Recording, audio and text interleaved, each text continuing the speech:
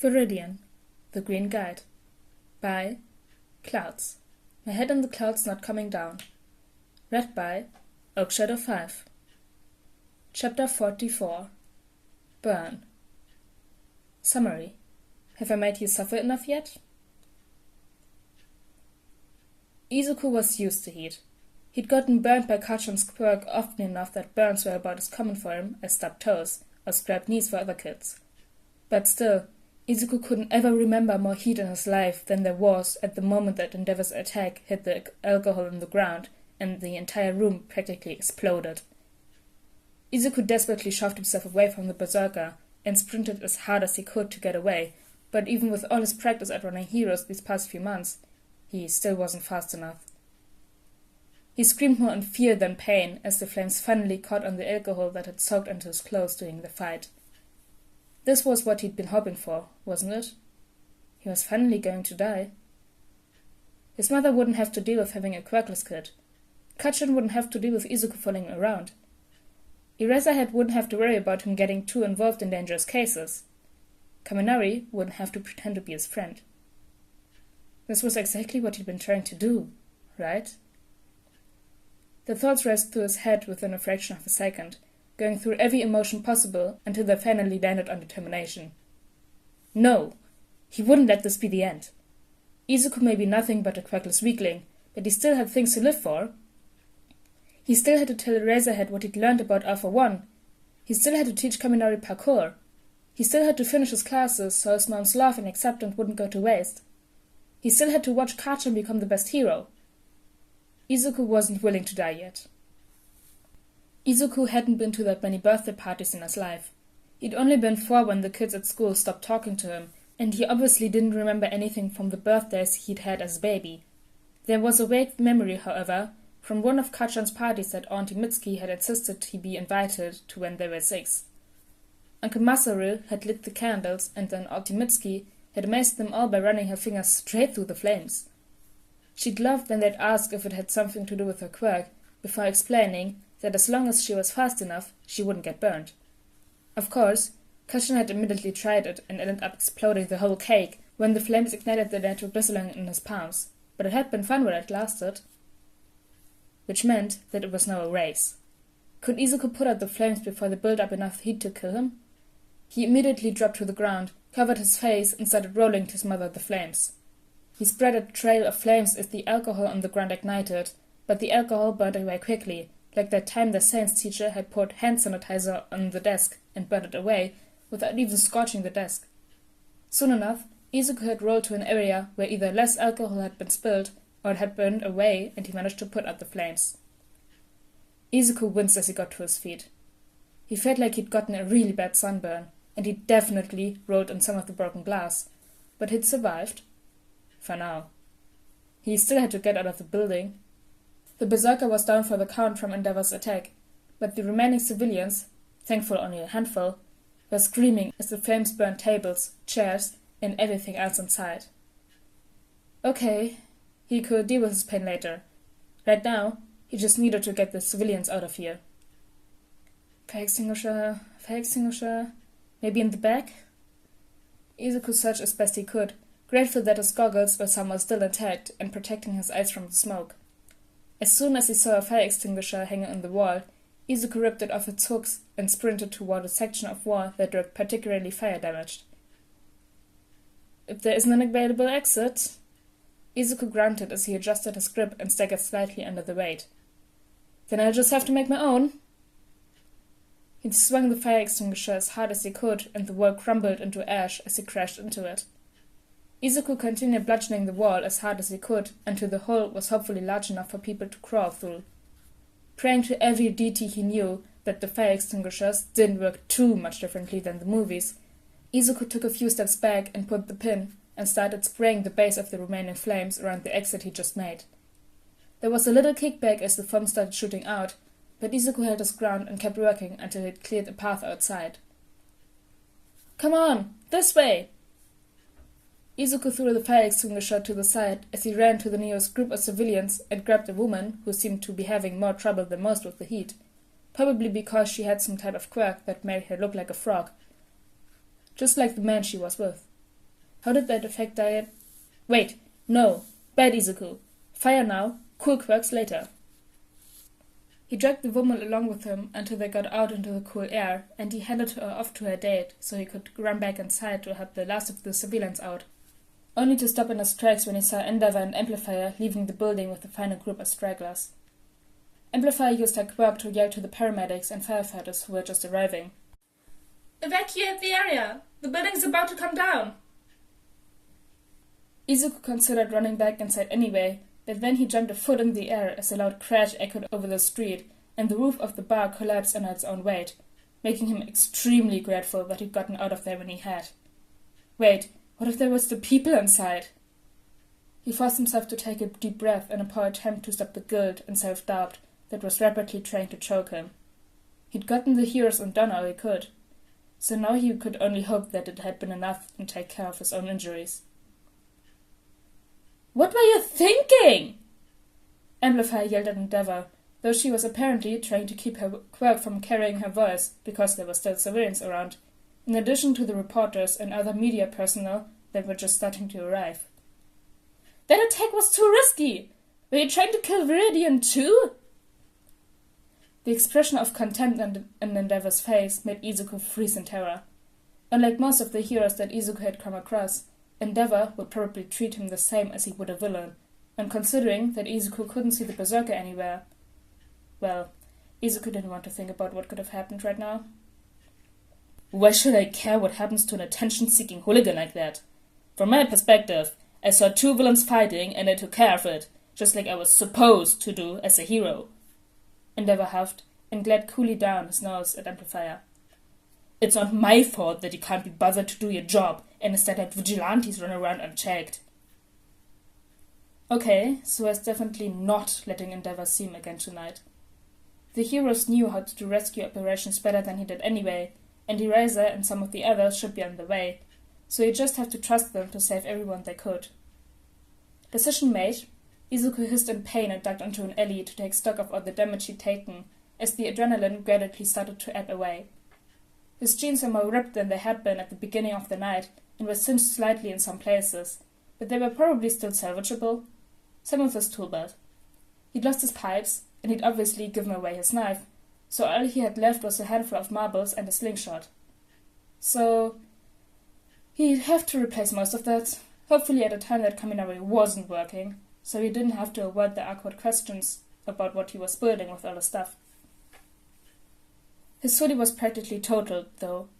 It was made of a different material than his jeans were, and obviously hadn't handled the heat nearly as well. Parts of it had melted or burned away completely, and the parts that were still hanging on had been completely torn to ribbons by the thorns and glass. Izuku winced as he took it off and threw it in a nearby dumpster. Right now, it just called more attention to him than he really wanted, and it wasn't like his DNA was in any law enforcement databases, so even in the unlikely event somebody found what was left of his hoodie, they still wouldn't be able to use it to find him. Plus, he already felt like he was burning up, so he didn't really need an extra layer to keep him warm. Now onto his body. Izuku grimaced as he looked at his arms. He looked, well, like he had lost a battle with a rosebush. There were dozens of scratches and bruises layered underneath the burns, and just from craning his neck to see as much of himself as he could, Izuku could tell that his chest, back, and legs were in a similar state. There were also pieces of broken glass that had dug into his skin, which obviously wasn't great. Overall, Izuku knew he'd probably had worse injuries at some point, but he was having a hard time remembering when. This was, well, it was pretty bad. For about half a second, Izuku considered just hiding his tool belt somewhere and pretending to be a civilian so he could go to the paramedics and say he was another victim of the attack, but he threw that idea out almost immediately. His disguise wasn't that great, and there was a chance that Amplifier or one of the other heroes would be able to recognize him immediately, even without his goggles on. Even if he wasn't, they might not say anything, but Izuku didn't want to put anyone in that situation, especially not with Endeavor breathing down their necks. And even if he wasn't worried about his identity, he was obviously underage. He didn't have a single legal reason to be in that bar. And if he went to the paramedics, they'd call his mom and he'd have to explain that he'd left after she went to bed, and she'd be so worried and disappointed and... well, he'd just have to come up with another option. Normally, Izuku would just go home and take care of his injuries himself, but if there was as much glass in his back as there was in his arms, then it would take forever to remove on his own. It would be a lot better if he had someone to help him, at least with that part, and then he could bandage the cuts up himself. But Izuku was a quirkless loser. He didn't have any friends. Oh. He had never actually been to Kaminari's house before. He had given Izuku the address because he said that seemed like something that friends should know, but Izuku wasn't about to bother Kaminari by showing up or asking to come over. But the last time that Izuku had shown up to one of their training sessions injured, Kaminari had said that he was willing to help him out. Hopefully that offer still applied at 3 a.m. That vigilante has to be somewhere around here. Search the area! Izuku heard another growl around the corner, and he forced himself to push off the wall and start moving. A few voices, probably his sidekicks or daylight heroes that Izuku hadn't met yet, responded affirmatively as Izuku stumbled off into the shadows and down the street. Thankfully, there was enough chaos on the streets that no one paid much attention to Izuku as he made his way to Kaminari's apartment. Normally he would just run off the rooftops, since it was faster and much less likely to get him spotted, but then again, he normally wouldn't be going over his only friend's house to awkwardly ask him to take glass shards out of his bag. So Izuku figured he could give himself a pass this time. Sue him, he was tired and he didn't feel up to taking the risk of falling asleep halfway between two buildings. He spent the walk hastily coming up with a cover story that would fall under the broad category of parkour, but still explaining all his different injuries, especially the burns and the glass. Thankfully, there weren't any thorns stuck in him that he could see, because that would have just added another unnecessarily complicated layer to his already convoluted lie. By the time he found the address Kaminari had sent him, the last of his adrenaline had officially worn off, which meant that Izuku was practically ready to pass out from the pain and exhaustion that had hit him like a brick wall. He let out a hiss that doubled as a wry chuckle. At least the pain was keeping him from falling asleep. Kaminari lived on the 3rd floor of an apartment building, and Izuku considered just knocking on the front door before looking down at himself and grimacing. Yeah, going inside the building wasn't going to go well, and Izuku didn't want to risk running into Kaminari's family looking like this if they opened the door instead of him. It shouldn't be that hard to figure out which window was this, right? It would be less weird and embarrassing than knocking on the door this late. Izuku peeked in the first window, which turned out to be a living room, then moved on to the next, practically sighing in relief when he saw Kaminari laying on the bed, reading a book, by the light of the electricity arcing between his fingers. Izuku hid his tool belt and goggles under the windowsill and knocked softly, hoping beyond hope that his cover story was good enough and that Kaminari didn't just turn him away. The minute that Kaminari heard the knock, he yelped and dropped the book on his face. To his credit, he recovered pretty quickly, rubbing his nose as he looked frantically around the room for whatever made a noise. "Come on, Kaminari," Izuku muttered as he knocked on the window again. "Let me in." Kaminari turned to the window in shock and swallowed nervously before increasing the amount of electricity surrounding his hand, using it to both illuminate the room and defend himself from attacks, and Izuku couldn't hold back a small twitch of pride. A few months ago, Kaminari would have immediately surrounded his entire body in electricity, which would have put him close to his limit and at a distinct disadvantage, but now he was instinctively using his quirk that was both functional and defensive, all by keeping away from his limit. He was so smart. When Kaminari reached the window, it took him about half a second to see Izuku. When he did, he yelped again and fell back onto his butt before scrambling forward to open the window.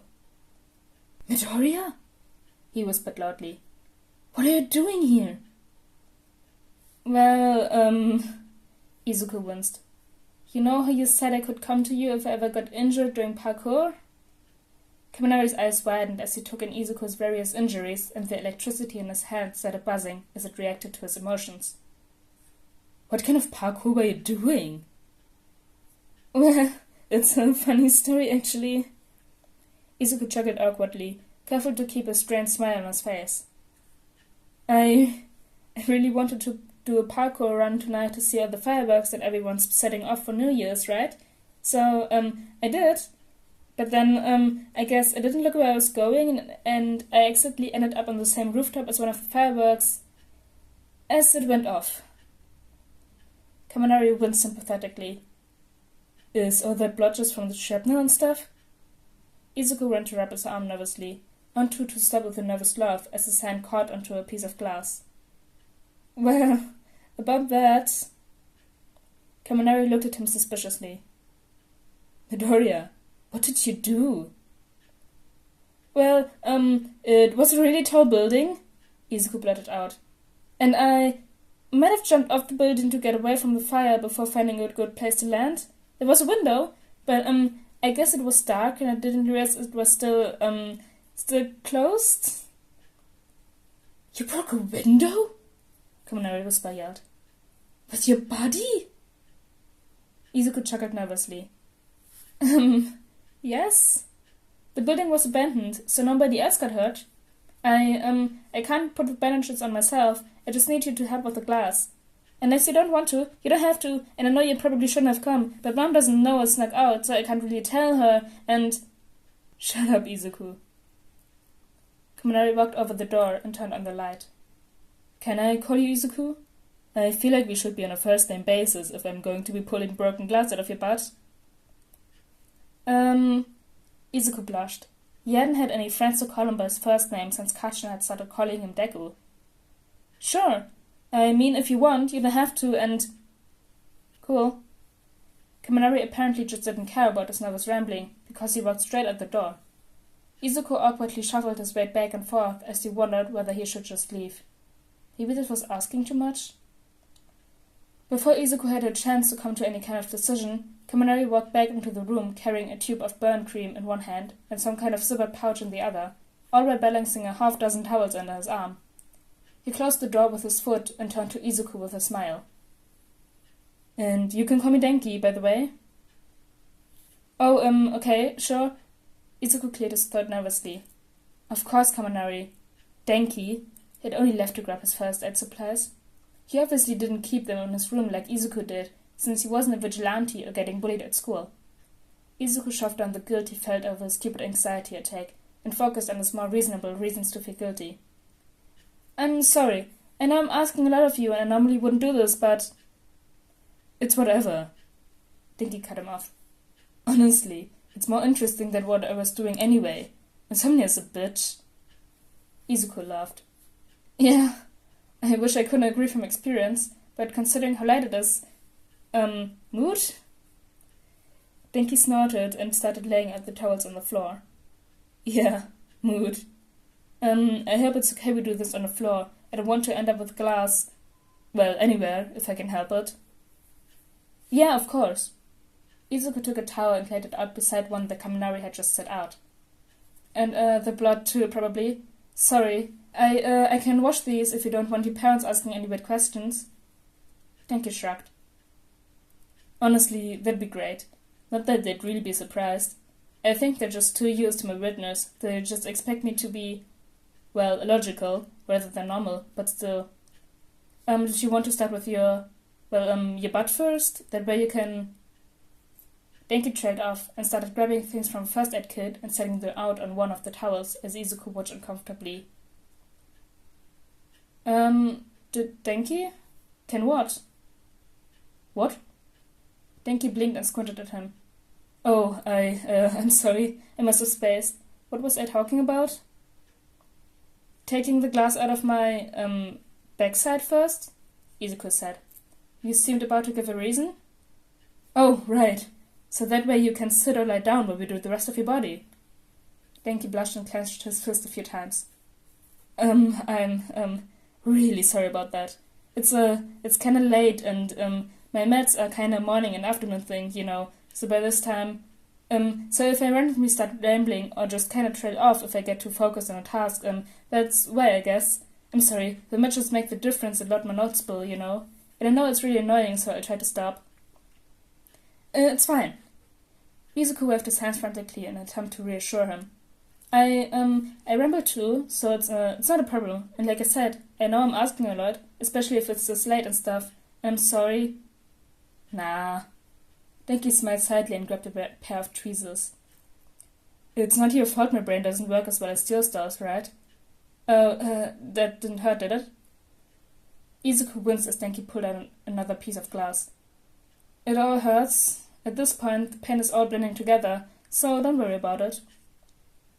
Denki nodded and carefully yanked a piece of glass out of the back of Izuku's thigh. Are you sure you wouldn't just rather go to a hospital? No, they'll tell Mom. And the heroes. If you just do the stuff I can't reach, I can do the rest when I get home. Denki rolled his eyes. Nope. You're already here, and you're not leaving until you're officially glass-free. No idea how you're gonna hide all this from your mom, though. Izuku picked a piece of glass from his arm and carefully set it with the others Denki had removed. That is a problem for tomorrow's Izuku.